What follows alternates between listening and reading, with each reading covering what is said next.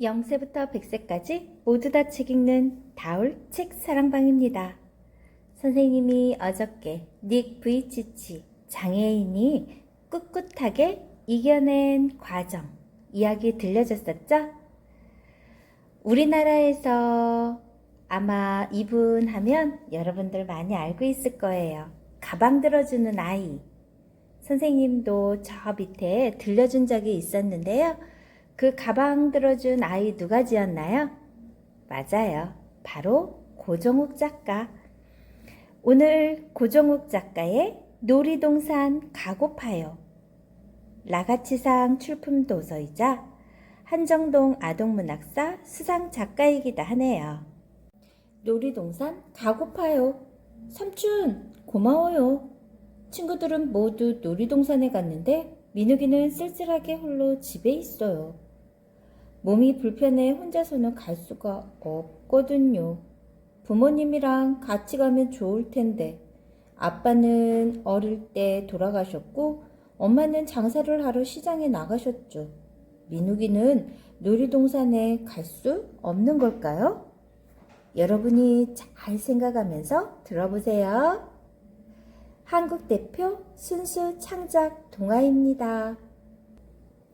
장애 위의 꿈과 행복을 다룬 동화를 꾸준히 펴내고 있는 고종욱 선생님 작품. 선생님 자신이 소아마비 장애를 갖고 있으며 국제장애인 연맹 이사로 활동하고 있대요. 선생님이 쓴 수많은 작품이 베스트셀러에 올라 사랑받고 있어요. 가방 들어주는 아이 꼭 찾아서 들어보세요. 시장에서 물건을 팔고 있는 엄마의 모습이네요. 옆에는 누가 앉아 있나요? 누굴까요? 엄마와 함께 있는 두 친구는 신나서 어디론가 달려가고 있네요. 여기에 앉아 있는 친구는 엄마가 이야기하는 걸 들으면서 어떤가요? 표정이 아주 화가 난 것 같기도 하고 슬픈 것 같기도 하고. 위에 있는 친구들 모습과는 다르죠? 왜 그런가 생각해 보세요. 놀이동산 가고파요. 글쓰니 고정욱, 그리니 김순호, 출판사 통큰 세상. 햇살이 따가운 오늘은 작은 시골 학교인 민촌초등학교의 개교 기념일입니다. 그래서 아이들은 모두 학교에 가지 않고 쉬게 되었습니다. 마침 가까운 도시에 놀이동산을 새로이 열었다는 말에 오늘은 민촌초등학교 아이들이 모두 놀이동산 가는 날로 정해진 거나 마찬가지가 되었습니다. 난 가서 청룡열차를 타볼 거야. 그거 정말 무섭대. 난 스카이콩콩. 그거 정말 짱이래. 아이들은 아빠, 엄마의 손을 잡고 하나둘씩 골목을 빠져나갔습니다. 사람이 적은 평일에 가야 놀이기구를 실컷 타고 놀 수 있기 때문입니다. 하하하 호호 웃는 소리가 온 골목에 가득했습니다.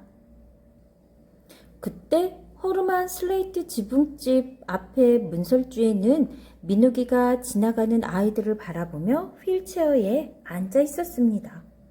장애아인 민욱이는 오늘 같은 날에는 학교도 가지 못하고 집에서 쉬어야 합니다. 민욱아, 우리는 놀이동산에 가는데 너는 집에 있니? 아이들이 지나가면서 한마디씩 합니다. 민욱이는 밝고 명랑하기 때문에 친구도 많았습니다. 응, 집에서 책 보고 놀 거야. 그러니? 그럼 우리 다녀올게.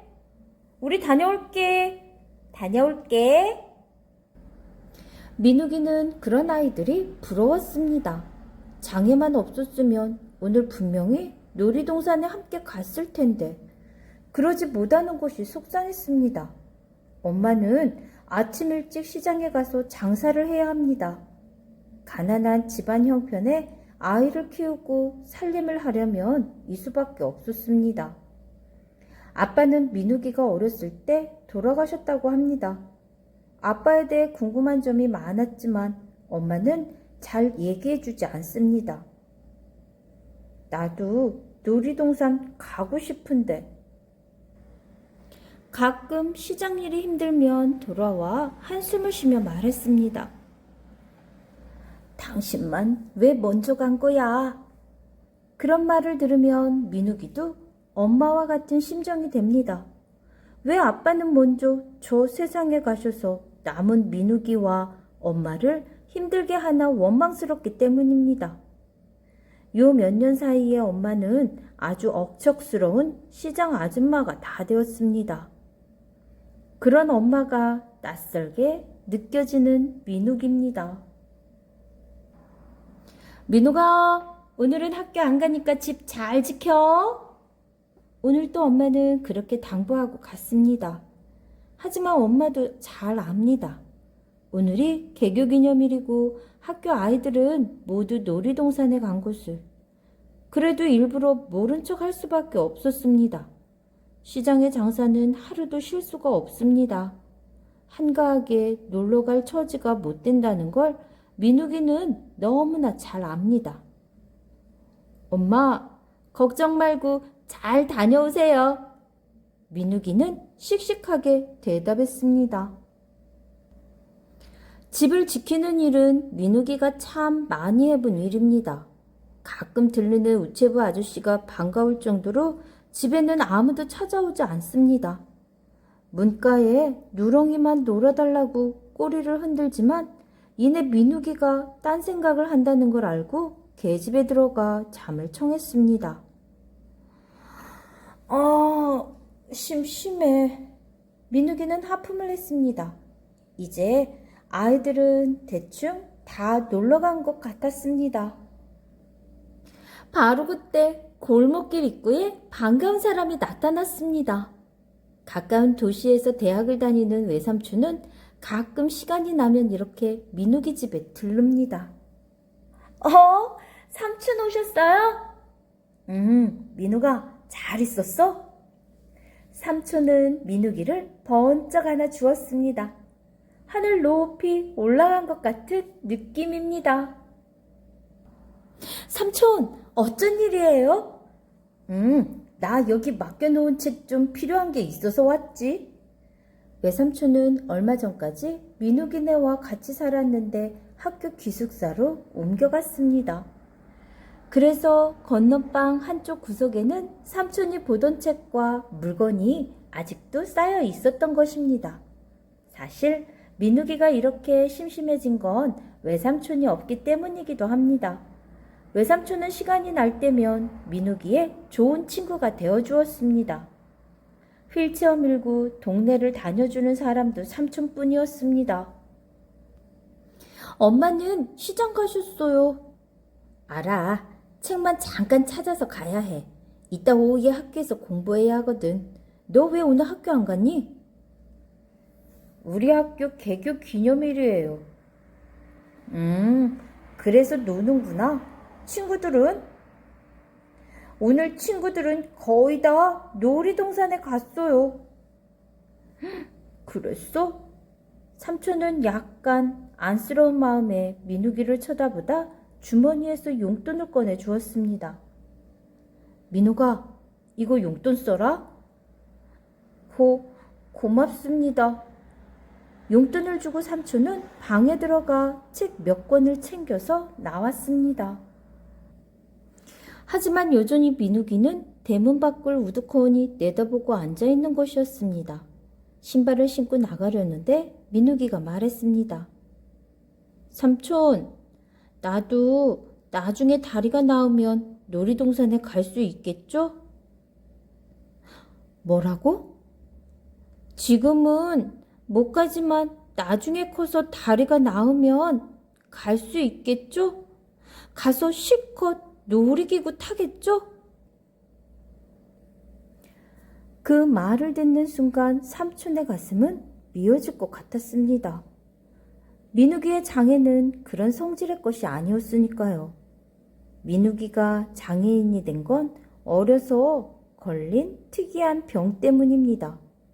근육이 점점 약해지는 그 병의 이름은 근육 디스트로피. 근육 생포가 재생되지 않기에 결국은 죽고 마는 무서운 병입니다. 하지만 그런 사실을 어린 민욱에게 미리 알려주고 싶지는 않았습니다. 민욱이 놀이동산에 가고 싶어? 예, 하지만 지금은 못 가요. 돈도 없고 다리도 아프잖아요. 그 말을 듣는 순간 삼촌은 들고 있던 책을 마루 위에 탁 내려놓았습니다. 민욱아, 너 같은 아이가 아니면 누가 놀이동산에 가야 된단 말이니? 당장 가자. 네? 민욱이는 제 길을 의심했습니다. 놀이동산은 너 같은 아이들이 더 가야 되는 거야. 삼촌은 민욱이를 등에 업었습니다. 정말요? 그래, 지금 당장 가자. 약속은요? 걱정 마. 외삼촌은 핸드폰을 꺼내 어딘가로 전화를 걸었습니다. 그러고는 정한 약속을 취소하는 곳이었습니다. 흥분한 삼촌의 눈에는 보이는 것이 없었습니다. 불쌍한 조카가 다른 아이들처럼 즐겁게 뛰어놀지 못하는 데다가 놀이동산까지 가지 못하고 외롭게 집만 지키는 것이 가슴 아팠던 것입니다. 이제 되었다. 가자! 외삼촌은 민욱이를 업고 버스를 탄 뒤 놀이동산으로 향했습니다. 삼촌, 정말 가는 거예요? 그럼 너랑 나랑 둘이 가는 거야.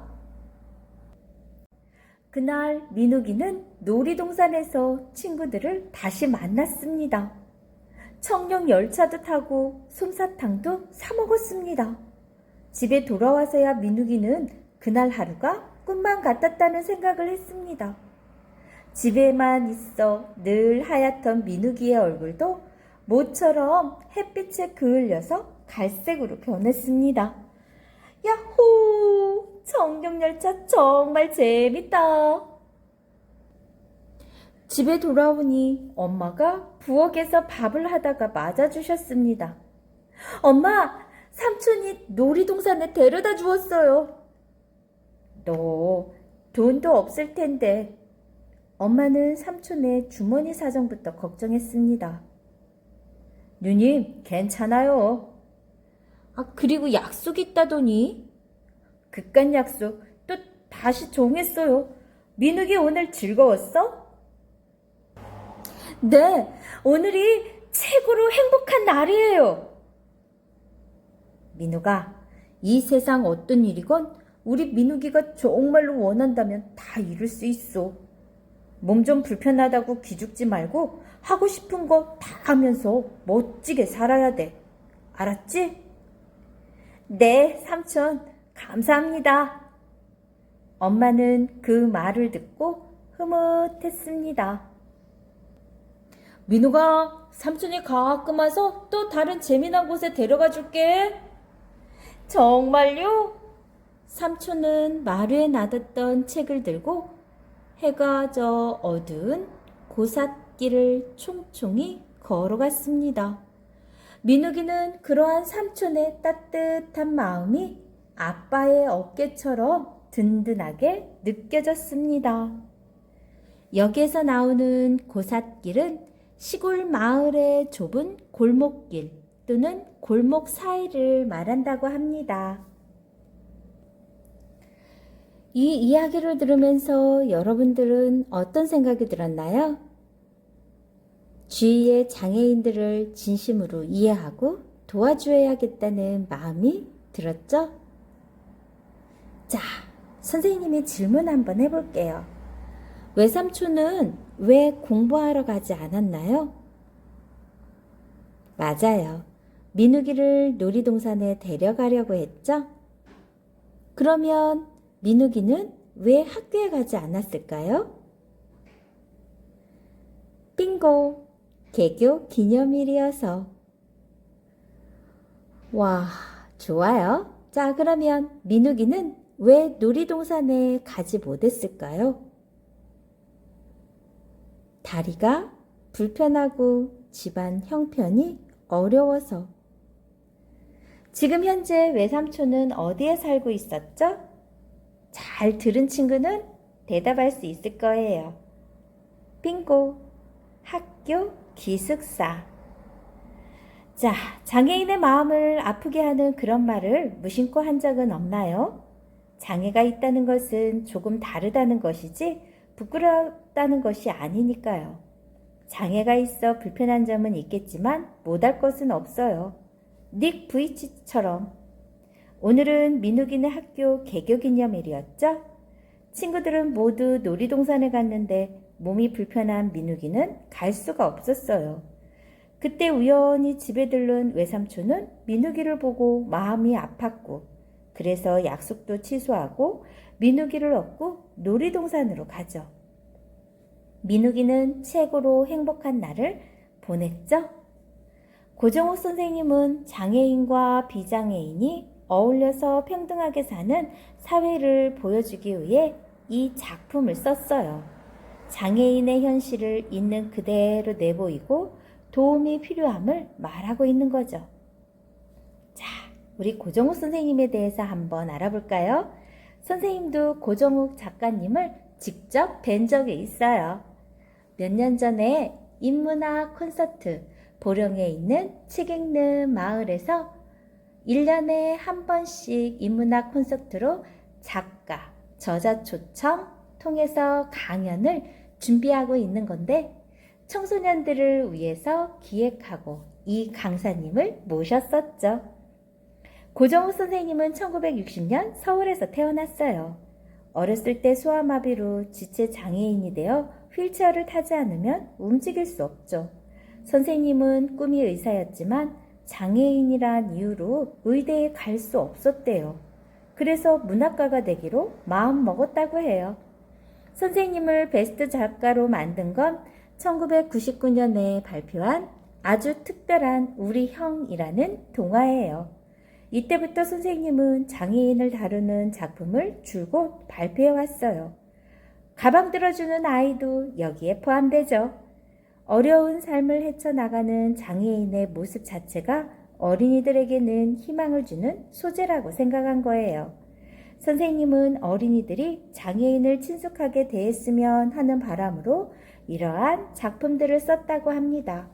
고정욱 선생님의 놀이동산 가고파요 였습니다. 좋아요, 구독 꾹 눌러주시면 계속해서 함께 할 수 있어요. 감사합니다.